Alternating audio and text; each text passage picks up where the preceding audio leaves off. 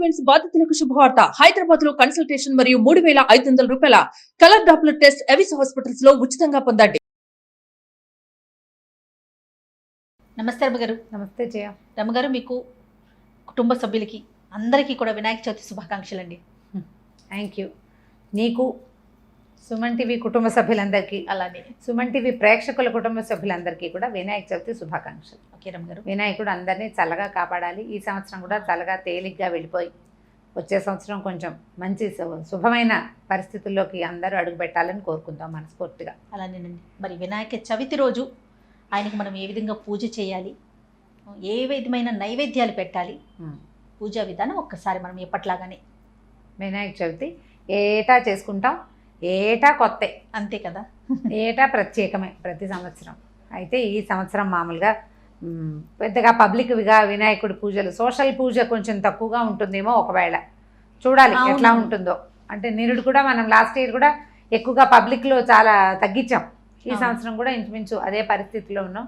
వచ్చే సంవత్సరానికైనా ఈ సమస్యలు తీరిపోతే బాగుంటుంది. మరి అయితే మనం వినాయక పూజ చేసుకోవాలంటే తప్పకుండా చేయవలసింది మట్టి వినాయకుడిని తెచ్చి పూజించుకోవటం ప్రధానమైంది. వినాయక చవితి పొద్దున్నే తలస్నానాలు చేయటం, పొద్దున్నే తలంటి పోసుకోవటం, నూనె రాసుకుని తలంటి పోసుకోవచ్చు.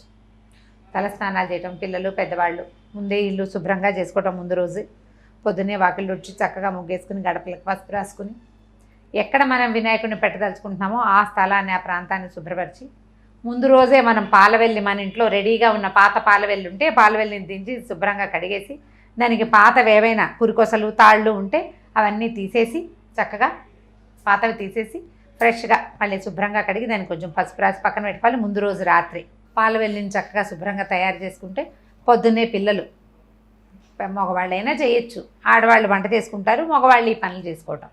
పిల్లల్ని తీసుకుని చక్కగా బజార్ వెళ్ళి మనకు కావాల్సిన పత్రి అవి తెచ్చుకోవటం. పత్రి కొనుక్కునే అవకాశం ఉన్నవాళ్ళు కొనుక్కోవటం. చుట్టూతా మొక్కలు, చెట్లు, చేమలు ఉన్నవాళ్ళైతే, పల్లెటూళ్ళలో ఉన్నవాళ్ళైతే ఏకవింశతి పత్రాలు, 21 రకాల పత్ర పూజ చెప్పుకుంటాం కదా, ఆ పత్రాలన్నీ మెల్లిగా వెతుక్కుని కనీసం కొన్నైనా దొరికినవైనా సరే మంచివి మన చేతితోటే కోసుకుని తెచ్చుకుని గరిక పీకి కాస్త బలంగా లాగి తెచ్చుకోవటం. ఒకవేళ మన వాకిట్లో గరిక ఉంటే ముందు రోజు సాయంత్రమే నీళ్లు జల్లి పెడితే మర్నాడు పొద్దున్న తీయటానికి సులువుగా ఉంటుంది. గరికను శుభ్రంగా 4 గరిక పోసలు తెచ్చుకోవటం, పూజ దగ్గర ఏర్పాటు చేయటం. పాలవెల్లికి 4 వైపులా పళ్ళు, కూరలు కదా అంటారు, కాయలు, మొక్కజొన్న కండెలు అలాంటివి కట్టి పాలవెల్లిని తయారు చేసుకోవటం. లేదా నిండుగా పువ్వులు కూడా కట్టుకోవచ్చు. పువ్వులు కట్టచ్చు, పళ్ళు కట్టచ్చు, కాయలు కట్టచ్చు. ఏమేమిటి, ఉమ్మెత్తకాయలు, సీతాఫలపు కాయలు అవి కట్టచ్చు, యాపిల్స్ అవి కట్టచ్చు. మేము అరటిపండు కూడా కడతాం. మేము కడుతున్నాం. మొక్కజొన్న పొత్తులు ఇట్లా అన్నీ కట్టి చక్కగా పాలవెల్లిని సిద్ధంగా చేసుకోవటం. ఈ గణపతి విగ్రహాన్ని చక్కగా, చిన్న మట్టి విగ్రహాన్ని, మామూలుగా గణపతి విగ్రహాన్ని నిద్ర చేయించకూడదంటారు చాలా ఇళ్లల్లో. ముందు రోజే తెచ్చి పెట్టుకోవటం మన పద్ధతి కాదు. ముందే వెళ్ళి వినాయకుడిని తెచ్చుకోవటం అనేది, గణపతిని ఇంటికి తెచ్చి ఆ పూట పండగ చేసుకునే కమ్యూనిటీస్ కొన్ని ఉంటాయి, కానీ మన దగ్గర ఉండదు. మనం చవితి రోజే వెళ్తాము. ఎక్కువ భాగం చవితి రోజు పొద్దునే వినాయకుడిని తెచ్చుకోవటమే మన పద్ధతి. ఒకవేళ మీ ఇళ్లలో ముందే తెచ్చుకునే పద్ధతి ఉంటే అది వాళ్ళు మన అలవాటుని బట్టి మట్టి వినాయకుడిని తెచ్చుకుంటాం. ఈ తెచ్చుకున్న వినాయకుడిని చక్కగా ఈ ఒక పీట ఏర్పరచుకుని పీట మీద కాసిన బియ్యం పోసి కొత్త వస్త్రాన్ని కానీ, ఏదైనా కొత్త ఉత్తరీయాన్ని కానీ, లేదా చిన్న కొత్త బ్లౌజ్ పీస్ని కానీ, మేమైతే కర్చీఫులు కూడా వేస్తున్నాం, కొత్త కర్చీఫులు. మరి వినాయకుడు బుజ్జివాడు ఇంతే ఉంటాడు, ఇంత పెద్ద వస్త్రం ఎందుకు, అలాగనమాట. పీట మీద వేసుకోవడానికి బియ్యం పోసి, బియ్యం మీద ఈ వస్త్రం వేయటం, వస్త్రం మీద వినాయకుడిని నుంచోబెట్టడం అనమాట. తమలపాకు వేయరమ్మ గారు? మా వస్త్రం అలవాటు. ఓకే, మేము తమలపాకు వేస్తాం. ఒక అలవాటుని బట్టి. అయితే బియ్యం మీద తమలపాకైనా వేయచ్చు, వస్త్రమైనా వేయచ్చు. వేసి తమలపాకు ఉంటే తమలపాకు కూడా అట్లాగే ఇది నిలబెట్టుకోవటం. తర్వాత మనం చక్కగా అన్ని పత్రి, పువ్వులు, పళ్ళు అన్నీ చక్కగా నీట్గా అరేంజ్ చేసుకుని పిల్లలు, మగవాళ్ళు పూజ చేసుకుంటారు. ఆడవాళ్ళు కూడా పూజ చేసుకోకూడదని కాదు, ప్రసాదం చేసుకోవాలి కదా. మళ్ళీ మనం నైవేద్యాలు చేయాలి, రెగ్యులర్ వంట జరగాలి, రోజువారీ వంట, ఆ రోజు బ్రేక్ఫాస్ట్, ఇంట్లో చిన్నపిల్లలు ఉంటే వాళ్ళకి కావాల్సినవి చేయాలి కదా. తర్వాత కుడుములు, ఉండ్రాళ్ళు వంట చేసుకోవటం. మామూలుగా అందరిళ్లలో ఇప్పుడు ఇవాళ ఈ వినాయకుడు నైవేద్యానికి పెద్దగా గారెలు, బూర్లు, పులిహోర అవి తక్కువ చేస్తారు. అవునండి. వాటికంటే కూడా కుడుములు, ఉండ్రాళ్ళు, పాలకాయలు, జిల్లేడుకాయలు అవే చేసుకుంటాం ఎక్కువగా. పాల తాలికలు చేస్తారు. తర్వాత ఏమో ఈ మన నానబెట్టిన బియ్యము, దాన్ని ఏమంటారు, నానుబాల్ అంటారు. నానుబాల్ అంటే బియ్యం నానబెట్టి నీళ్ళు చేసి బియ్యం కొద్దిగా పొడార్చి అది పెడతారనమాట. అటుకులు పెడతారు. తర్వాత పటిక బెల్లము, చెరుగడ ముక్కలు ఇవన్నీ సిద్ధం చేసుకోవటం. చక్కగా పూజా విధానం పూర్తయ్యాక ఈ పళ్ళు కాయలు కథ చదువుకోవడం. ముందు నైవేద్యం పెట్టేసి అప్పుడు కథ చదువుకుంటాం. నైవేద్యం అయ్యాక కథ చదువుకుంటాం. ప్రశాంతంగా వినాయక జననం, వినాయక ఉత్పత్తి కథని తాపీగా వినడం. విన్న తర్వాత కథ మనం చెప్పుకునేటప్పుడు ఏం చేస్తాం, అక్షింతలు చేతితో పుచ్చుకొని కూర్చుంటాం కదా. అవునండి. అక్షింతల్లో సగం స్వామివారి మీద వేయటం, మిగిలినవి మన మీద వేసుకోవటం. కథ అక్షింతలు ఎవరైనా పిల్లలు సమయానికి ఇంట్లో లేకపోయినా, ఈ కథ వినకపోయినా అక్షింతలు కాసినట్టు పెడితే ఆ పూట సాయంకాలం లోపల ఆ అక్షింతలను నెత్తి మీద వేసుకుని స్వామికి దండం పెట్టుకుని ప్రసాదం కనుక తింటే రాత్రికి ఒకవేళ చంద్రుడిని చూసినా మనకి నీలాప నిందలు రావని నమ్మకం, మన అలవాటు. అట్లా చేసుకుంటాం. ప్రతి సంవత్సరము చేసేదే అయినా కూడా పుస్తకం కావాలి. అవునండి. ఏటా చేసే వినాయక పూజ అయినా పుస్తకంతో చేసుకోవటం. ఎవరైనా బ్రాహ్మణ్ణి మనకి పురోహితుడిని పెట్టుకుని పూజ చేసుకునే విధానం అలవాటు ఉంటే చేసుకోవచ్చు, అవకాశం ఉంటే. పిల్లల పుస్తకాలు కూడా పెడతాం కదా. పిల్లల పుస్తకాలు, అదే పిల్లల పుస్తకాలు. మనం కూడా ఏమైనా చదువుకునే పుస్తకాలు పెట్టుకుని దాని మీద ఓంకారం కానీ, శ్రీకారం కానీ, స్వస్తిక్ కానీ గణేషుని గుర్తు స్వస్తిక్ అంట, స్వస్తిక్ని కానీ వేసి పసుపు గంధంతో వేయటం, బొట్టు పెట్టడం. అప్పుడు ఒకరోజు ఆ పూట ఉంచి సాయంకాలం పుస్తకాలు తీసేసుకోవచ్చు. వినాయక చవితి నాడు కూడా కాసేపు అయినా చదువుకునే విధానం పిల్లలకి అలవాటు చేయాలి. కాసేపు చదువుకోవాలి. పండగ పూట ఖాళీగా కాలక్షేపం కాకుండా భోజనం చేశాకో భోజనానికి ముందో ఒక అరగంట సేపు చదువుకోండి. గుయ్యమంటాం అనమాట. అరగంట గుయ్యమంటమే, ఏదో ఒకటి చదువుకోవాలి. ఈ నియమంగా చదువుకుంటే విద్యాబుద్ధులు వస్తాయని మన పెద్దవాళ్ళ నమ్మకం. అట్లా చెప్పేవాళ్ళు ముందు నుంచి. స్కూల్లో కూడా చెప్పేవాళ్ళు. చక్కగా పిల్లలకి పద్యాలు పాటలు వస్తే ఓ బజ్జ గణపయ్య నీ బంటు నేనయ్యా అని ఇలాంటి పద్యాలు బోర్డు ఉన్నాయి. పిల్లలతోటి పద్యాలు చెప్పించడం, వాళ్ళతో శ్లోకాలు చెప్పించడం, 3 గుంజీలు చేయించడము, నమస్కారం చేయించడము. వినాయకుడి జననము అది విశేషమైనది, విచిత్రమైనది. ఏటా చెప్పే కథ అయినా మళ్ళీ పిల్లలకి సాంగంగా చక్కగా. పూర్వం గజాననుసురుడు అని ఒక రాక్షసుడు ఉండేవాడు. ఆయన్ని శివుడిని ప్రార్థించి నా పొట్టలో నేను ఉండమని అడిగాడు. అప్పుడు శివుడు వెళ్ళి ఆయన పొట్టలో కూర్చున్నాడు. పార్వతీదేవి భర్త లేడని బెంగపెట్టుకుంటోందని విష్ణువు బ్రహ్మదేవుడు ఏం చేశారు, గంగిరెద్దుల మేళం ఆడిస్తూ గజాసురుడి ఊరికి వెళ్ళారు. అప్పుడు ఆ గజాసురుడు గంగిరెద్దుల మేళం చూసి చాలా బాగుందని మెచ్చుకుంటే, మీకు ఏం కావాలంటే నీ గర్భస్థంగా ఉన్నటువంటి పరమేశ్వరుని ఇచ్చేయమంటే ఆయన నేను ఇవ్వలేను, నాకు ఆ గర్భం చీల్చి తీసుకోమన్నాడు. అప్పుడు ఏం చేశారు, ఈయన నందీశ్వరుణ్ణి ప్రేరేపించి విష్ణుమూర్తి బ్రహ్మ ఇద్దరు కలిసి ఆ గజాసురుడి గర్భాన్ని చీల్చి శివుడు బయటకు వచ్చేసాడు. అదే సమయానికి పార్వతీదేవి భర్త వస్తాడని వెయిట్ చేస్తూ నా తలస్నానం చేయబోతూ ఈ తలస్నానానికి పెట్టుకున్నటువంటి నలుగు పిండితోటి ఒక బొమ్మను చేసి, ఒక మగపిల్లవాడి బొమ్మను చేసి ఆ బొమ్మకి ప్రాణం పోసి వాడిని వాకిట్లో కాపలా పెట్టింది. శివుడు లోపలికి వచ్చాడు. బాలుడే కదా రమ్మగారు? బాలుడే. పరమేశ్వరుడు లోపలికి రాబోయాడు. ఈ బాలుడు అడ్డం పడ్డాడు. దాంతో ఈయన ఏం చేశాడు, ఇంతకాలం తర్వాత భార్యను కలుసుకోవడానికి వెళ్తుంటే ఈ పిల్లాడెవరు ఎక్కడి నుంచి వచ్చాడు అనేది ఆలోచించకుండా త్రిశూలంతో పిల్లవాడి మెడని ఖండించి ఆయన లోపలికి వెళ్ళిపోయాడు. లోపలికి వెళ్ళిన చాలాసేపటికి ఈ వాకిట్లో ఉన్న పిల్లాడి మాట వచ్చేసరికల్లా నేను ఇతన్ని మెడని ఉత్తరించానని చెప్పేసరికి పార్వతీదేవి దుఃఖించింది. అయ్యో నా బాలుడు నేను చేసుకున్నాను, నా కుమారుడు అని ఆవిడ దుఃఖిస్తే ఆమెను సంతోషపెట్టడం కోసం గజాసురుడికి ఆయన ఇచ్చాడు, నా చర్మాన్ని ధరించు, నా శిరస్సుని త్రిలోక పూజ్యం చేయమని అడిగేట గజాసురుడు. ఆ త్రిలోక పూజ్యం చేయటం కోసం ఆ గజాసురుని యొక్క శిరస్సుని ఈ వినాయకుడికి పిల్లవాడికి అతికించారు. అందువలన ఈయన గజాననుడు అయ్యాడు.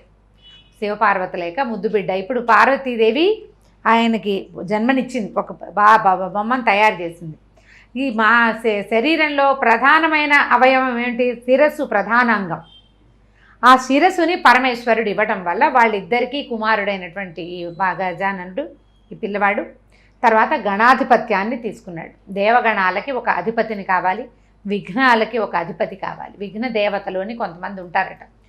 ఏ పని ఉన్నా పాడు చేస్తారు వాళ్ళు. వీళ్ళు ఏంటంటే అందులో 3 ముఖాల వాళ్ళు, 7 ముఖాల వాళ్ళు, ఏనుగు ముఖాల వాళ్ళు, పాము ముఖాల వాళ్ళు, నక్క లాంటి ముఖాలు ఉన్న వాళ్ళు కూడా ఎంతమందో ఉన్నారు విఘ్న దేవతలు.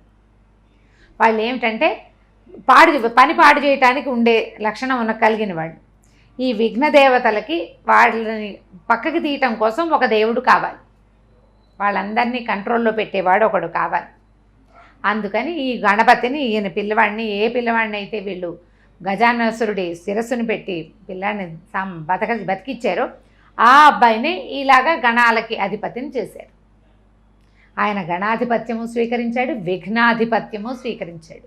ఆ రెండు తీసుకుని దేవగణాలకేమో గణనాయకుడుగాను, తర్వాత ఏమో ఈ విఘ్నాలకి అధిపతిగాను ఆయన్ని పూజ చేస్తే ఇవేవి ఎవరిని బాధించవు. ఆయనని పూజించని వాడిని ఇబ్బంది పెడతాయి విఘ్నాలు. విఘ్న దేవతలను ఉంటారట కొంతమంది ప్రత్యేకంగా, వాళ్ళు ఏంటంటే పనిపాడు చేస్తారు. ఆ తర్వాత కాలంలో ఈయన విఘ్నాలకు అధిపతి అయిపోయాడు. ఆ రోజున అందరూ కలిసి ఆయన బోళ్ళంత భోజనాలు పెట్టి కుడుములు అపూపాలు అవి ఇవి పెడితే సాయంకాలం అవన్నీ తిని కొన్ని తన వాహనానికి ఇచ్చి మొత్తానికి ఎలాగోలాగా వస్తున్నాడు. అమ్మా నాన్నని చూసి దండం పెట్టపోతే పొట్ట ఎత్తుగా వచ్చేసి బ్యాలెన్స్ కుదరక చాలా ఇబ్బంది పడుతుండేసరికల్లా చంద్రుడు ఎక్కడన్నాడు, శివుని శిరస్సు మీద ఉన్న చంద్రుడు అతన్ని చూసి నవ్వేసరికల్లా ఆ నవ్విన నవ్వుకి అంటే ఆ చంద్రుడి చూపుకి ఈయన బొజ్జ పగిలిపోయిందట. పగిలి అందులో ఉన్న కుడువులు అవి దొర్లేసినాయిట అటు ఇటు. దాంతో ఆవిడ బోళ్ళు దుఃఖపడి, దుర్మార్గుడా నీ చూపు వల్లే నా పిల్లవాడు ఇట్లా అయిపోయాడు, దిష్టి తగిలింది కాబట్టి నిన్ను చూసిన వాళ్ళందరూ నీలాపలిందలు పాలైపోతారని శపించింది.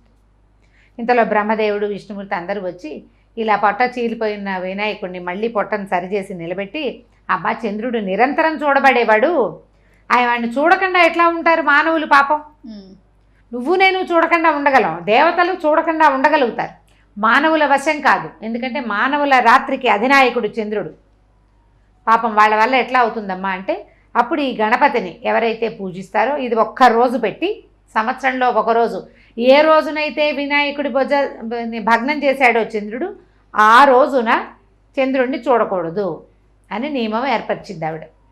అయితే ఎవరైతే గణపతిని పూజిస్తారో వాళ్ళు చూసినా వాళ్ళకేమవ్వదు. ఆ మాట ఆవిడ చెప్పరా, ఆ రోజును చూడొద్దు అని చెప్పింది. తర్వాత కాలంలో తన మీద వచ్చిన నీలాపనిందని బాపుకున్నాడు కృష్ణ పరమాత్మ. ఆయన దీన్ని మార్చాడు, ఆ శాపాన్ని, పార్వతీదేవి శాపాన్ని ఎట్లా మార్చాడంటే, ఆ రోజు వినాయక చతుర్థి నేను వాళ్ళ పగలు చూడకుండా ఉన్నాడు, ఊరంతా చాటిచ్చాడు. పార్వతీదేవి శాపం ఉంది కాబట్టి ఎవరూ చంద్రుడిని చూడకూడదు, పెందరాళ్ళే భోజనాలు చేసి పడుకోండి అన్నాడు.